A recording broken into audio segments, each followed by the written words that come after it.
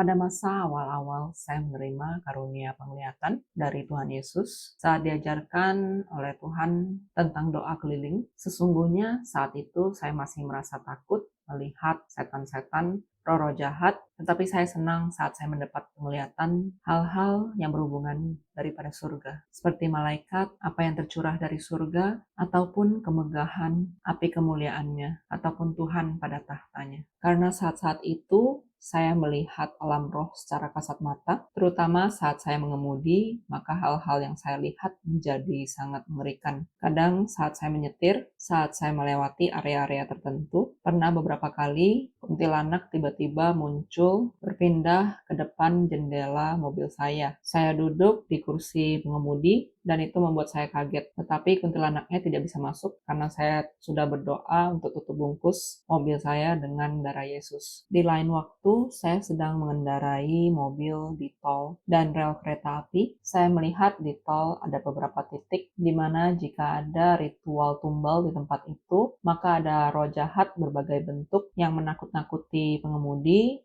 ataupun membuat pengemudi ngantuk, atau membuat pengemudi blank, atau bahkan ada beberapa yang bisa masuk ke dalam mobil untuk mengambil alih mesin, setir, dan menyebabkan kecelakaan, sehingga mereka mendapatkan tumbalnya. Kalau di rel kereta api, kadang-kadang terlihat seperti kuda hitam, atau ada roh jahat yang meminta darah, sisanya bervariasi, sesuai dengan ritual atau perjanjian tumbal saat pembangunan. Saat saya lupa berdoa, di kendaraan kadang-kadang bisa ada setan yang gelayutan atau ikut duduk masuk ke dalam. Pada kendaraan yang saya naiki, terdapat penanda bentuknya seperti sigil dan ada benang merah di alam roh atau kait atau benang. Hal-hal yang dipakai untuk mengintai. Karena saya ketakutan melihat hal-hal tersebut, maka saya meminta Tuhan untuk memberikan penguasaan diri pada karunia ini, sehingga saya hanya melihat hal-hal di alam roh saat ada kebutuhan dan penting. Kalau tidak ada kebutuhan, lebih baik tidak melihat sama sekali. Tetapi juga saya meminta kepada Tuhan bagaimana caranya supaya kuasa roh jahat tidak membuntuti, mengikuti, atau mengganggu perjalanan saya saat menyetir maupun di wilayah saya. Dan saat itu Tuhan memberikan rema bahwa pada naungan roh Tuhan dan kekudusannya, api Tuhan itu kudus dan membakar semua yang tidak kudus. Di dalam naungan kekudusannya, iblis tidak berani mendekat. Dan juga mintalah malaikat bala tentara surgawi untuk menjaga setiap jalan, pergi maupun pulang, beserta berjaga di sekitarmu.